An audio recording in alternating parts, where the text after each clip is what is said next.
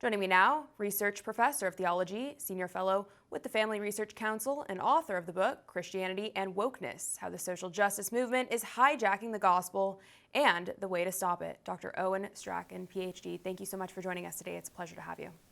Well, thank you for having me. I really appreciate it. Of course. So, Owen, why are we seeing this happen time and time again? The attack on children is just so blatant, but what is the real root cause of the issue here?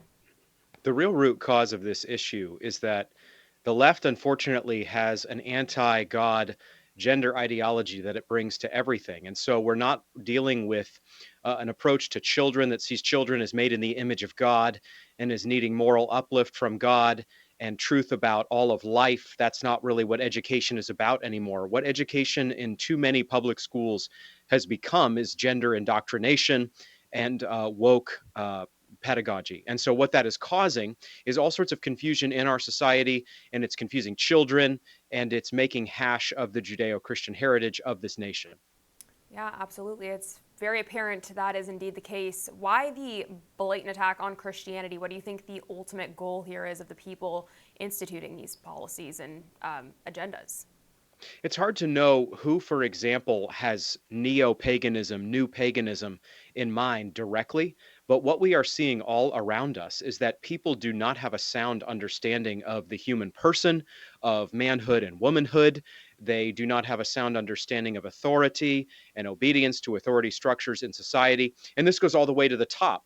We have really lost, at least in certain sectors of our society, a theocentric, a God-centered cast to life. And so now we see ourselves as emancipated from any authority. And what the left is pushing in public venues and colleges, universities, elementary schools, and many more venues is a worldview that sees us as creating our own identity. We're not under any authority. We're not made by God.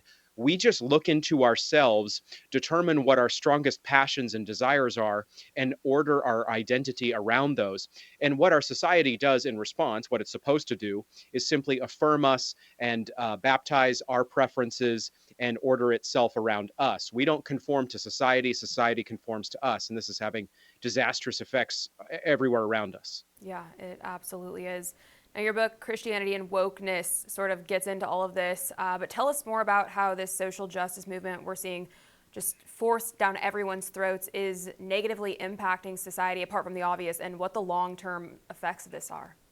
Well, it's a Marxist way to view the world, where you don't view the world as composed of lots of image bearers who are seeking to find their way through this earth. Instead, you look at the world as oppressor and oppressed. Marx did this in the late 19th century in terms of economics. Today, this is being done in terms of race and gender and other factors like that, sexual identity. So if you are a minority in any one of those areas or many others, you are effectively oppressed. And if you are in the power group, the dominant group, the majority group in any of those areas, then you are effectively the oppressor. And children are being trained in this ideology. They're being trained in it racially. For example, we saw an outbreak against this ideology, this woke ideology, social justice ideology, just a couple years ago in Loudoun County, Virginia, where actually left-leaning parents realized that their kids were being segregated according to race in little classrooms and being taught that effectively the white kids were oppressing the kids of color.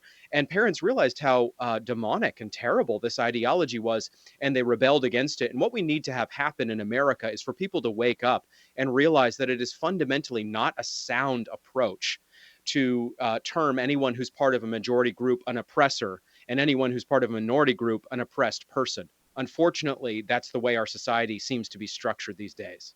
It sure does. And aside from Americans waking up to this, what else can actually be done to stop the hijacking of the gospel? I mean, do you think we're already in too deep, or do you have faith that we can actually turn this around and get things back in order here? That's a great question. I think we absolutely can turn things around, but I think we've got to go back to the basics.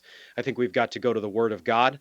I think we've got to go to the gospel of God, which does not approach us as a victim in fundamental terms, but approaches us as a sinner in need of God's grace. For all our viewers asking where One America News is heading in the future, we would like to introduce you to OAN Live.